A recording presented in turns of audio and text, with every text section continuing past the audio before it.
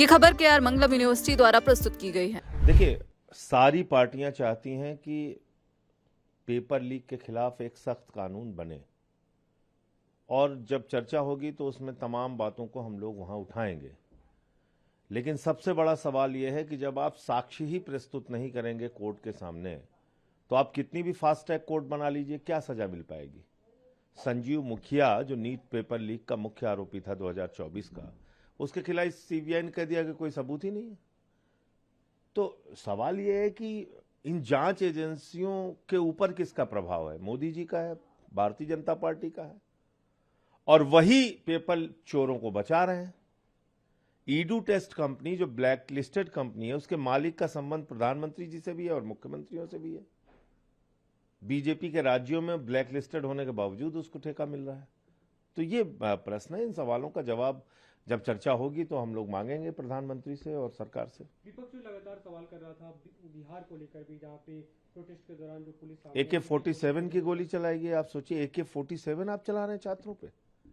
वो आतंकवादी हैं, आपने उनको अपना दुश्मन बना लिया है, वो पाकिस्तानी हैं। आप बताइए, वो उनके ऊपर आप गोलियां चला रहे हैं, जंतर मंतर पे उनके सर फोड़ रहे हैं। 500 से ज्यादा छात्रों के हाथ पैर सर तोड़ दिया इन लोगों ने।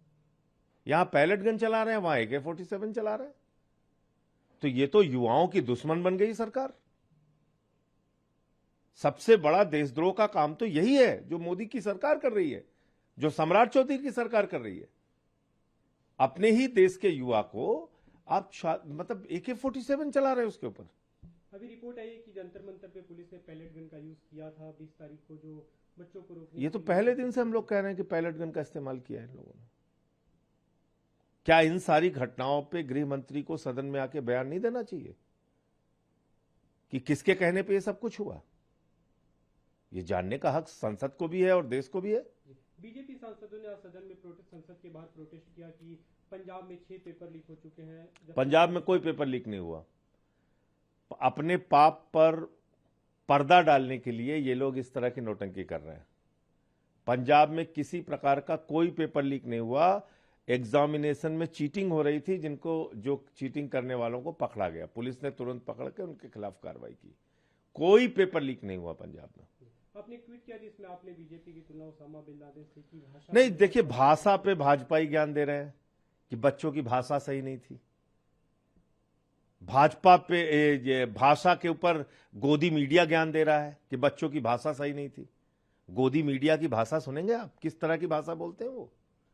भाजपाइयों की भाषा सुनेंगे? जब भाषा के उपयोग पर भाजपाई और गोदी मीडिया के लोग बोलते हैं तो लगता है ओसामा बिन लादेन अहिंसा पे उपदेश दे रहा है। मैंने ये बात कही तो इसमें क्या गलत कह दिया? इनकी भाषा आप सुनिए। मां की गाली देते हैं, सदन के अंदर गाली देते हैं, गाली बकते हैं सदन के अंदर। ये भाषा पे ज्ञान दे रहे हैं।